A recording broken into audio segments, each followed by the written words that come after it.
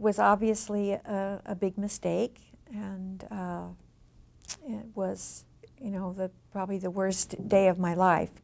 A mother still grieves for a son lost, not to murder, but to the mental control of the Heaven's Gate cult and its delusional leader. I'm Doe, for starters. The man, Your only chance to survive the message, or evacuate is to leave with us. the result.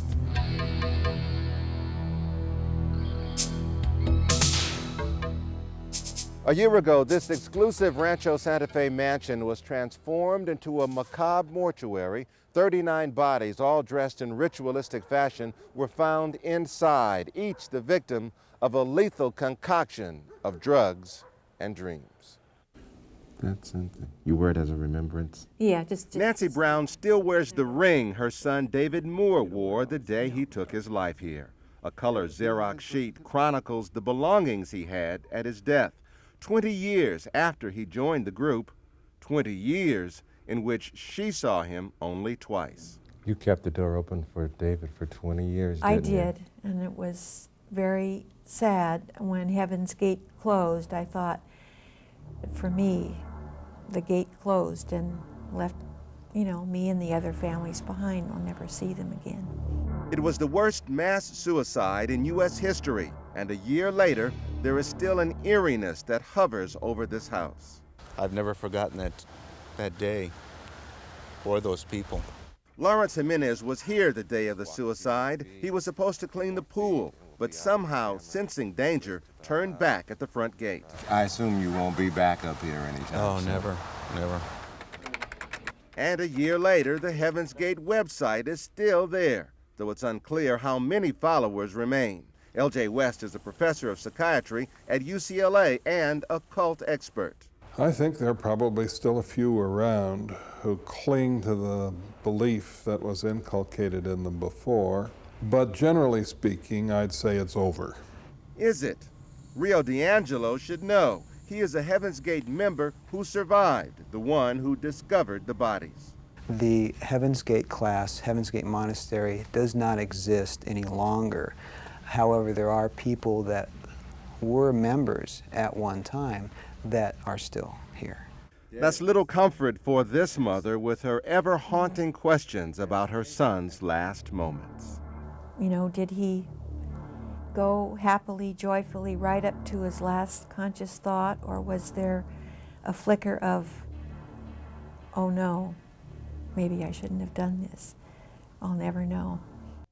We, the jury, in the above entitled action, find the defendant, Orenthal James Simpson, not guilty of the crime of murder. Across the nation and around the world, virtually everyone watched as Judgment Day came swiftly for O.J. Simpson. Ladies and gentlemen of the jury, is this your verdict? So say you one, so say you all. In New York, Nicole's former lover, Keith Zlomsewicz. I can't believe it. In Los Angeles, Ronald Goldman's close friends, Mike Davis and Jeff Keller. It's the worst possible thing that could happen. In San Francisco, O.J.'s brother, Truman Simpson. Day of October 1995. Thank you, Lord. 2:30. Ladies and gentlemen of the jury, is this your verdict? So We'll hear more from friends and family members only on Inside Edition in just a moment. But first, a look at the reaction outside the courtroom. Orenthal James Simpson, not guilty of the crime of murder. After sitting through so many days of heart-wrenching testimony, Ronald Goldman's family was devastated that their last day in court ended like this. Last June 13th, 94,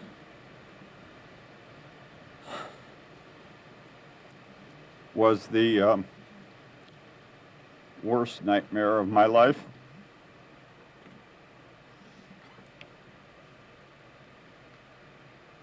This is the second. I will forever be proud of my son and my family. Thank you.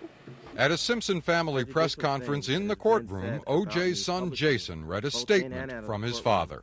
People will come to understand and believe that I would not, could not, and did not kill anyone. I knew that my son was innocent, And I had the support of so many people all over the world. For so many months you've been asking me, how do I feel? And I tell you, I just feel like standing on top of this table and dancing a jig. And I just want to thank you guys. I believe that based upon having participated in the arguments, that this jury felt the prosecution hadn't proven this case. And when ultimately you talk to them, that's going to be where they came down. I said from the beginning that race was not an issue in this case and should not be an issue. I still feel the same way. Afterward, a somber prosecution had this reaction. And then I'd like to thank the members of our team. You're wonderful. You're wonderful. You've given everything. You've given your all throughout all of it. We couldn't have done any of it without you. You've done a beautiful job. Please don't let this make you lose faith in our system. Please don't let this deter you from doing a job you're so well qualified to do. I'm not bitter, and I'm not angry, but I'd also like to thank the lawyers on our prosecution team. I am honored to have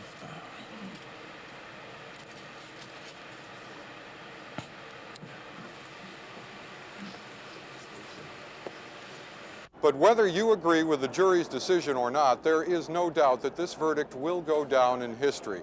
And there is also no doubt that no one is more affected by the jury's decision than the family members and close friends of the defendant and the victims. There's a special place in hell for people like Johnny Cochran and O.J. Simpson, and they'll be roommates there. Nicole's former lover, Keith Zlomsewicz, remains absolutely certain that O.J. Simpson committed the double murders and blames the Dream Team for allowing a guilty man to walk free. Justice didn't prevail. Scheming and lying prevailed. That's what prevailed. There's nothing remotely close to justice here. There's 2 dead people, and there's no one in jail for it. And the reason there's no one in jail for it is because he was just found not guilty. Not because that person's running around Los Angeles or anywhere else in the world and hasn't been identified. This was played out before the whole country and the whole world. And we all saw it, and we all saw the evidence, and we all know the truth. And the people that believe he's not guilty can try to mask that and hide that with excuses and reasons and things that don't make any sense. But deep down, everybody knows the truth. These people didn't just die. These people were murdered. And all those people on his side of the table, Johnny Cochran included, and every other defense lawyer over there, just shamed the legal profession by allowing a man to go free of murder. What makes the verdict even more difficult for Zlomsewicz to take is that he had been convinced the jury would find O.J. guilty. My heart is broken. She died in vain. She died for nothing. And he's going to be walking free on the streets of Los Angeles in less than an hour. It's not right. There's nothing right about that.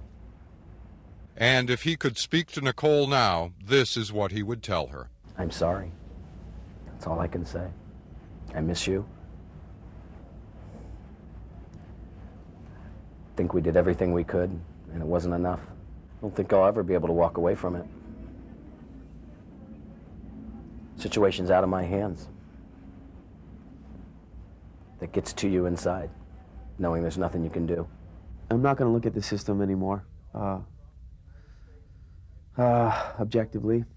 Mike Davis and Jeff Keller can't believe that the man they believe is responsible for their friend Ron Goldman's death will walk away a free man. It's a crime. God will give him what's coming to him, though, because that's the deal. The guy upstairs knows what happened. That's the deal, and that's the bottom line. Vindication will always come in the end, whether it's served in the court or out of the court. Justice will be served. As Ron and Nicole's friends expressed their anger, O.J. Simpson's brother Truman was overcome with emotion after the decision. And now we have time for ourselves. You know, he can go back to not talking to his kids on the phone and see his kids. That's the greatest joy of all, right there. But this trial was about more than just O.J. Simpson's guilt or innocence. It was about domestic violence, police integrity, the power of celebrity, and it was about racism. Word of the verdict quickly reached into the streets and neighborhoods of Los Angeles. Orenthal James Simpson not guilty of the... Residents in South Central Los Angeles flocked to their neighborhood clinic and community center run by Dr. James Mays. An innocent man walked because the people spoke. And we have to accept the word other people. It's a good feeling. I bleed in my heart he didn't do it. I know he didn't commit the crime. I know it was somebody else probably had did it. And as O.J. Simpson left jail and headed for home, a single vivid question remained for all the parties in the case. It was Jason Simpson who asked it for his father. But when things have settled a bit, I will pursue, as my primary goal in life, the killer or killers who slaughtered Nicole and Mr. Goldman. They are out there somewhere. Whatever it takes to identify them and bring them in, I'll provide somehow. Right now we're flying directly above the area where TWA Flight 800 exploded and crashed into the Atlantic Ocean. At first light, the search continued, but now it is much more of a recovery effort than a rescue effort, for as far as anyone knows, there is simply no one left to rescue. By daylight, the scene was one of vast destruction as boats combed more than 20 miles of ocean retrieving wreckage. Both the FBI and the National Transportation Safety Board have launched investigations into the cause of the crash, but Attorney General Janet Reno revealed that a Tampa TV station received a call after the crash claiming responsibility on behalf of a jihad group. But President Clinton called for caution. Sometimes such calls are accurate, sometimes such calls are attempting to ride along on a tragedy. And therefore, I believe we should wait for the evidence. At TWA's press conference, the issue of security was raised. Well, this plane would be subject to normal security measures, and those are things we don't discuss. TWA has not advised the FBI or other authorities of any threats. It was almost 9 p.m. when witnesses along the south shore of Long Island saw what looked like a comet in the sky. I heard a large clap of thunder and just this huge, big fireball, like a fireworks display, something that looked like it was going to land right in your front yard. By the time Maureen Cassidy saw the fireball, TWA Flight 800 bound for Paris had dropped off the radar scope just 20 minutes out of New York. Off the coast of Long Island, recovery efforts have been hampered by the fact that the wreckage lies in 100 feet of water, although one of the black boxes has been found. You see people in the water, and you would hope that you could rescue somebody and bring them back home to their families. Tonight, unfortunately, we couldn't seem to locate anybody. Sergeant Sean Brady, a diver with the New York Air National Guard, rushed to the scene with his helicopter unit last night, hoping there would be at least some survivors. But all he could do was wait and watch. We pretty much went out and surveyed the area and searched for survivors. You didn't find any? No, we did not find any. I don't think I have a whole lot of new information for you, unfortunately. New York's Mayor Rudolph Giuliani blasted TWA's management for what he called their slow response to last night's emergency. The delay caused by TWA's incompetence at the top is outrageous and disgusting. For Giuliani, there was also a personal side to this tragedy. A friend of his, an investment banker and the father of 5 children, was aboard the doomed flight. I lost someone that I knew quite well, yes. I only realized it at 2:30 in the morning. It's a real tragedy, but there were 229, at least, tragedies. The passengers on Flight 800 came from all walks of life, and 2 continents now share the pain. An American couple had just put a young French exchange student on the plane for his trip home. They were called with the tragic news to act as next of kin. We love him. Did he take back any souvenirs from here? We bought him, yeah. We bought him as many Chicago Bulls and New York Knicks things that we could stick in his bag, and he sat on his bag last night, and it was right out of a comedy trying to get it closed. Also on the flight, 16 students from a small Pennsylvania town. They had earned the money for their 10-day learning trip to France by holding fundraisers during the school year. But in the middle of so much tragedy is a story of death avoided. Eileen Rentz made a mad dash to the airport last night, only to learn she missed Flight 800 to Paris.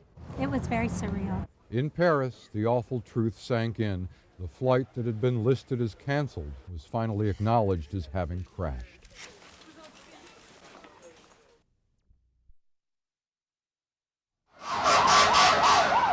She devoted her life to making Houston safe.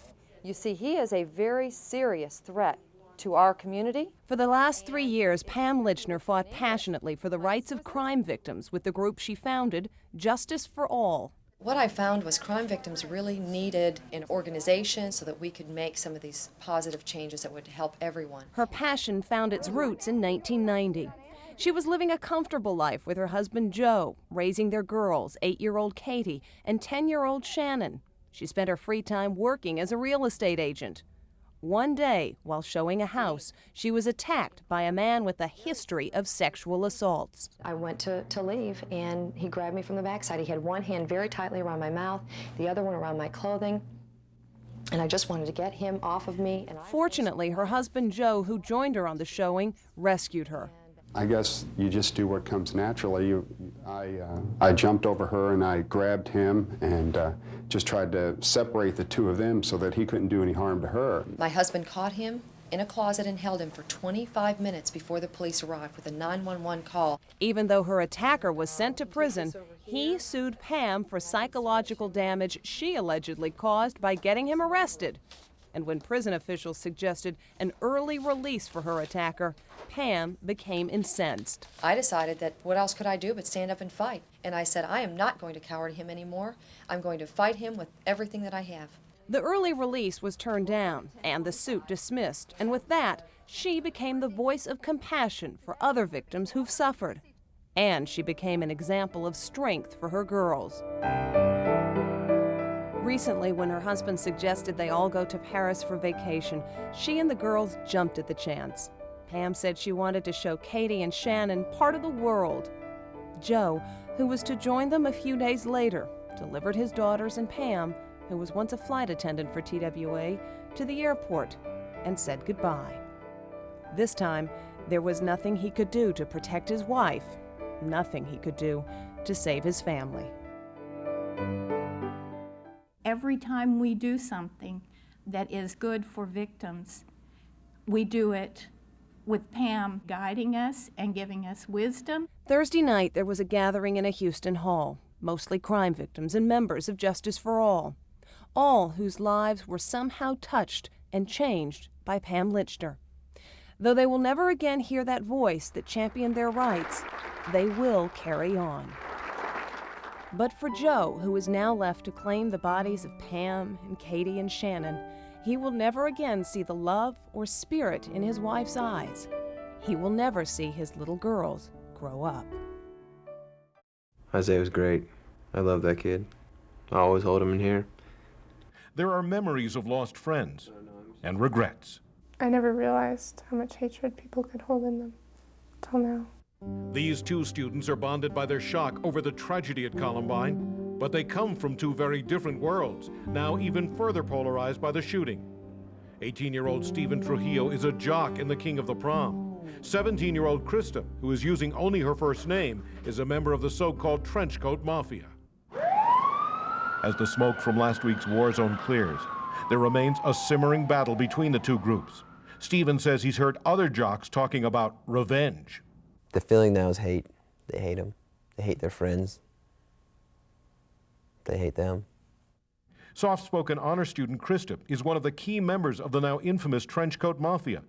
She's the first active member of the group to speak out, and she's not what you'd expect. I can't even watch violence on television. I have to close my eyes. I could never imagine hurting anyone. Krista says the public perception of the Trenchcoat Mafia is all wrong. We've gone to a lot of movies. Been to the mall shopping and stuff. You know, sometimes we just drive around together. We're just a normal group of friends. She says it was only this school year that Eric Harris and Dylan Klebold attached themselves to her group, but they were never a real part of her clique. They did not even pose with them for the yearbook photo. We'd smile at each other, but I've never had their phone numbers. I've never been to their homes. But it was because of Eric, Dylan, and other members' penchant for dark clothes that led the jocks to dub them the Trenchcoat Mafia. We kind of tease them calling that name, in groups. There goes the Trenchcoat Mafia or whatever.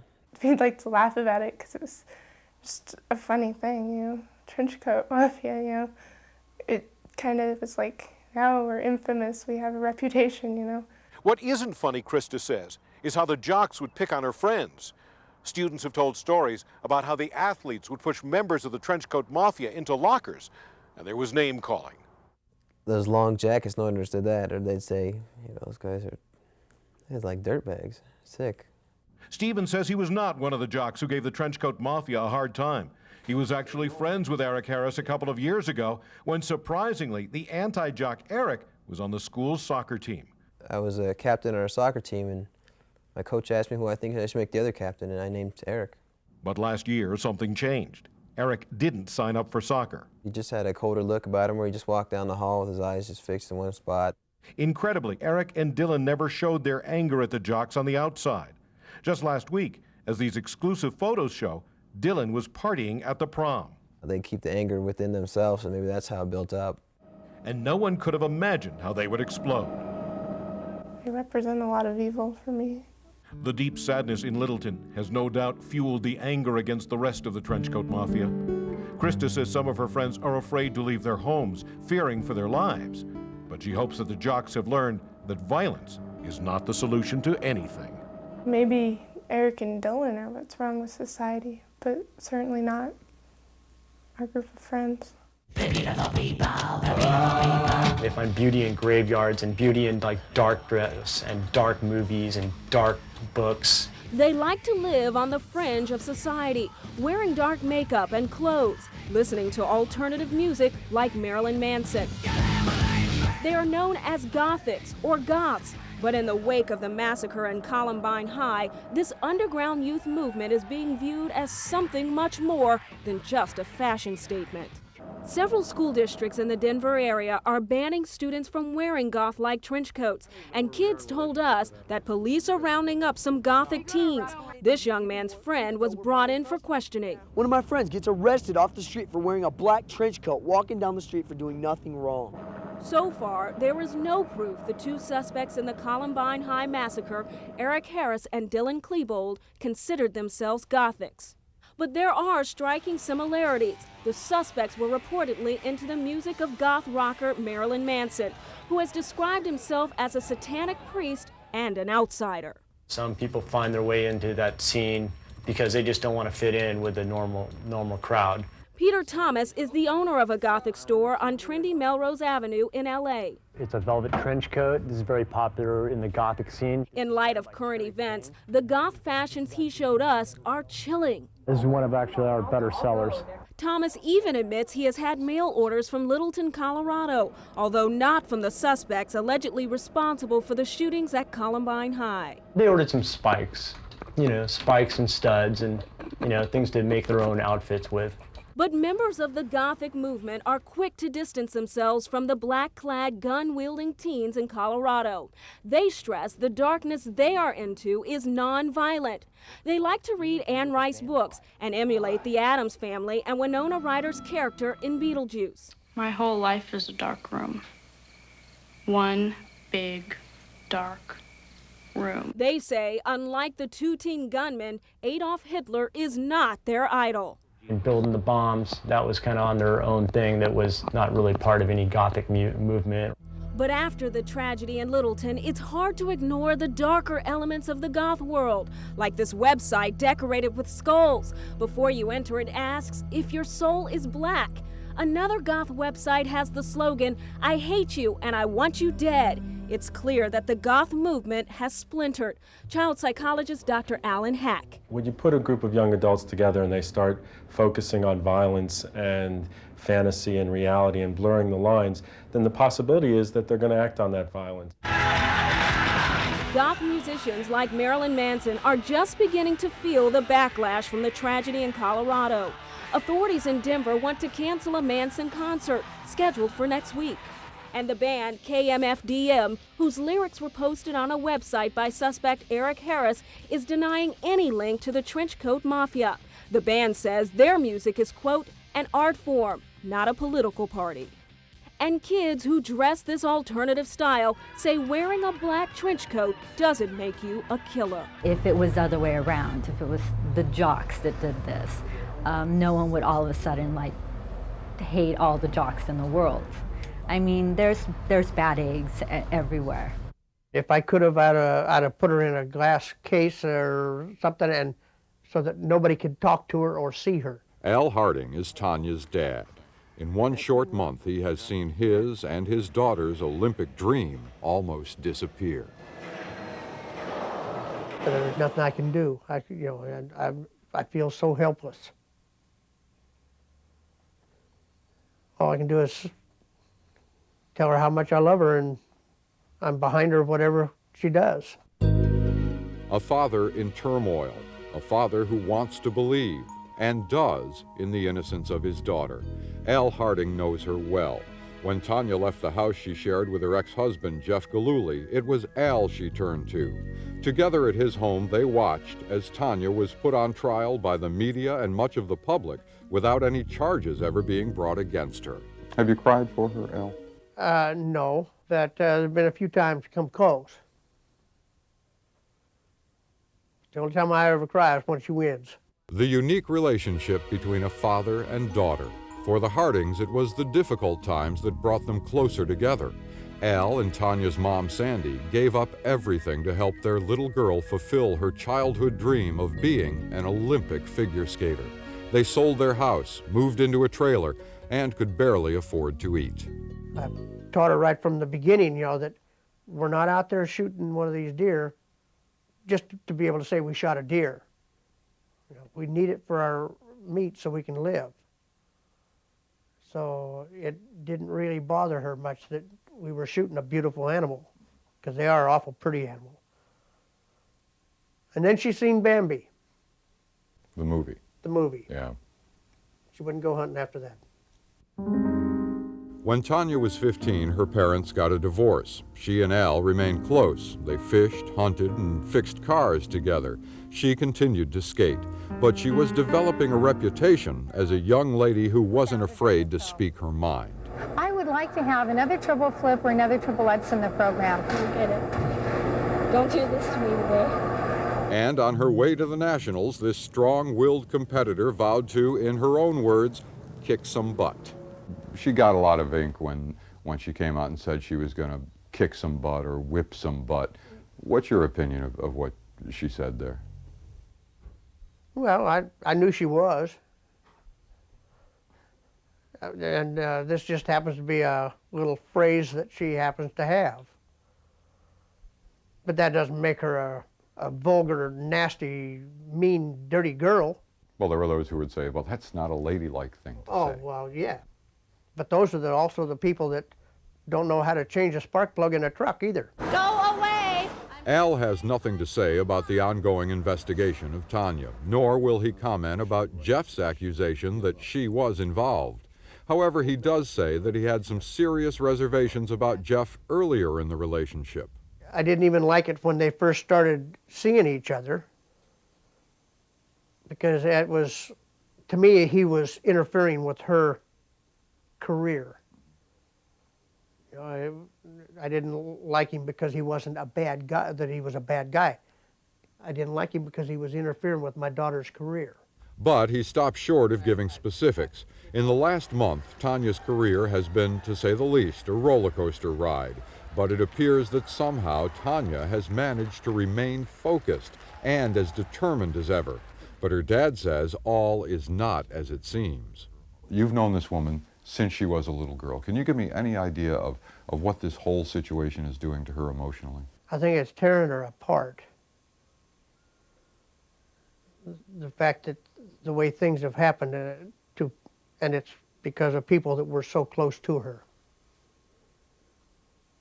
People that she really loved, and I know it's tearing her apart inside, that she would think that she could have been so wrong.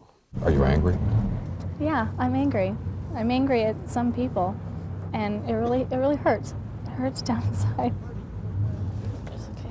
What does that do to you to see your daughter? Oh, it tears me apart too. I just, I can't even think straight sometimes. What would happen if she doesn't get to go to the Olympics? That would just devastate her. And me. Because I know this is the big skate of her life. and it would just tear her apart. Al says that the greatest moment in his life would be to see Tanya get the gold. For the simple machinist, it would be one final happy chapter in a story the world's greatest novelists couldn't have concocted. She's just gonna go do her thing. And then she's gonna bring back that gold medal to Portland.